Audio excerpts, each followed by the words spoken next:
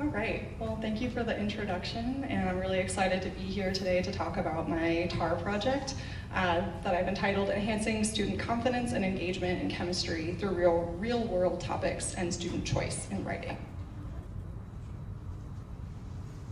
Can you hear? Sorry, I turned it off accidentally. So I wanted to first start with some motivation for my TAR project.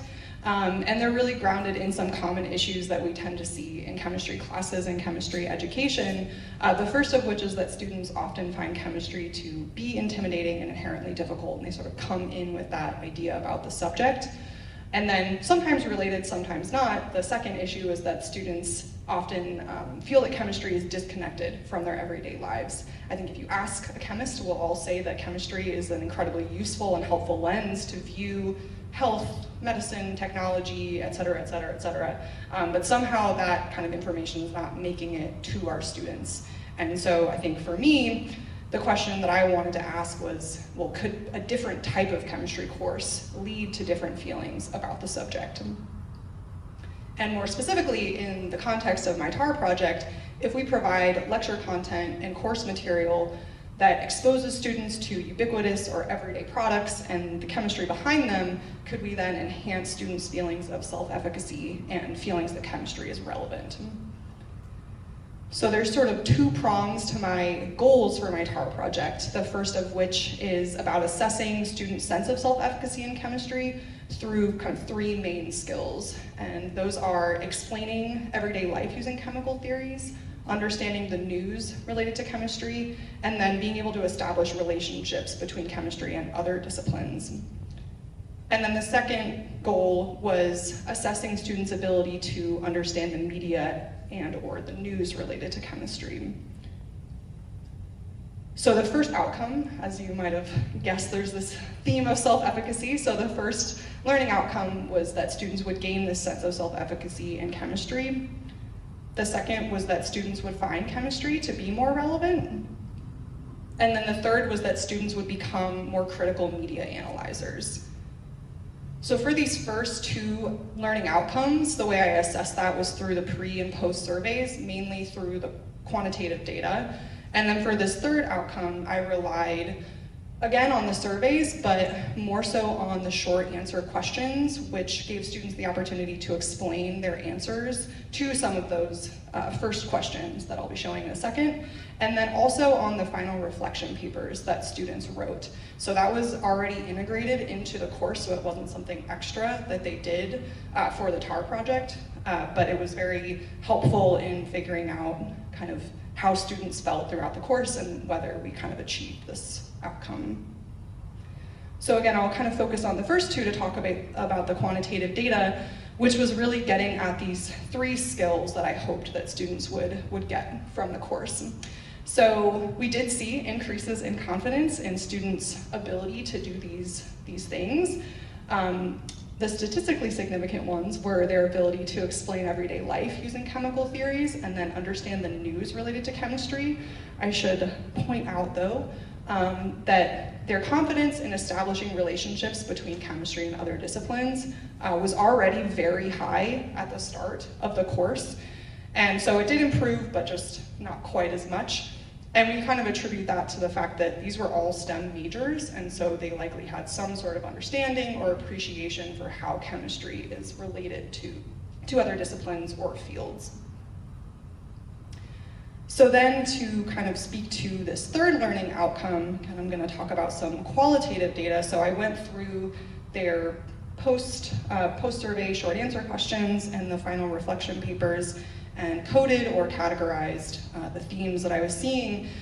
And there are many more that I'm going to show you, but really the overarching theme that I saw was about students really gaining criticality of how science and society impact one another.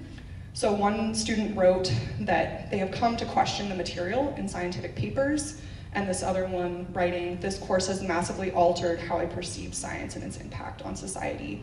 So becoming more critical media analyzers, really, I think the first quote speaks to that a lot, that they were actually questioning what they're reading, not just in a newspaper article, but in a scientific article. And then the second theme here that I wanted to show was about improving critical thinking skills more generally. And again, kind of speaking to that third theme of critically analyzing media. So this student wrote, I was able to enhance my understanding of the content, improve my analytical skills, and above all, expose myself to different perspectives of interpreting scientific literature. I think that last point is something that's actually really hard to do. It's really hard to hold different perspectives and ideas, especially in science and particularly in scientific journals, and kind of figure out how do we hold these things together? What does it mean if we are seeing different results? And so it was really exciting to see that this student kind of was growing in that skill. And I think also speaks again to that third outcome of becoming more critical of media.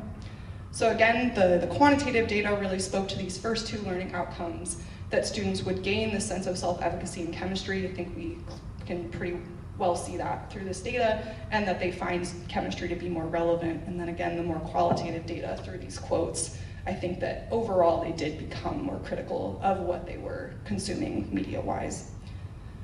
So with that, I would like to thank all the lovely people on this slide, the departments, the programs, and then just on kind of a personal note, CERTL has been just one of the highlights of my experiences here at UCLA.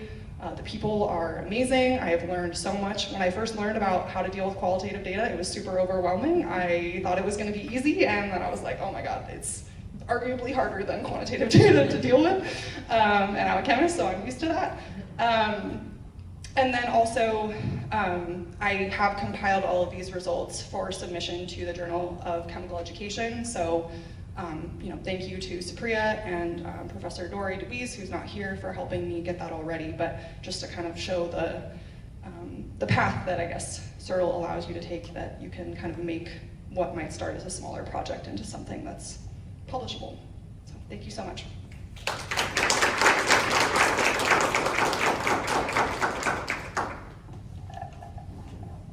Any questions for Caitlyn?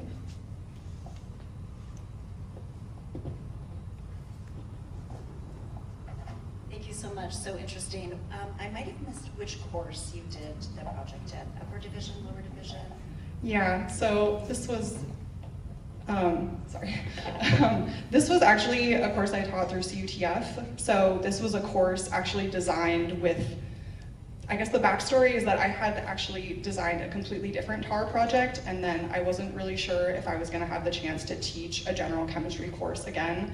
And so Supriya helped me very last minute put together kind of a new set of learning outcomes for my CUTF course, which was focused on kind of zooming out from basics chemistry and biology to kind of larger implications of science in society. So yeah. So I didn't have time to talk about all the details of that, but yeah.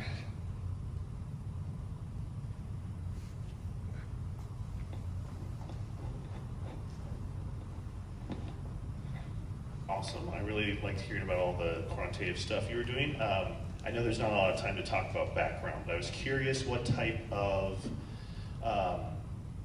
prep you did for the students to get them to think differently about how they analyze or review some of the materials that you provided them. Was that something that was like a short thing done in class, or was it something that was kind of built up over the course of the class? Thank you. Yeah, so I did have, I didn't get to talk about the course a lot, but I did have what I called like tutorials, which were essentially workshops that were designed to help students hone like their skills on how to read a scientific paper. It also helped that a lot, they were all STEM majors already, so a lot, and actually, funnily enough, they were mostly juniors and seniors, so they had kind of fortunately seen scientific papers before. I think though, if they had not, I would have had to spend more time on that. But yeah, I did try to incorporate, experiences and things for them in class so that they could practice reading those types of papers. And then I really encouraged them to be critical of the articles. And I would ask them questions like, what do you think is wrong with this? Or what do you see that could be better? I think also I'm maybe getting cut off, but we can talk more after.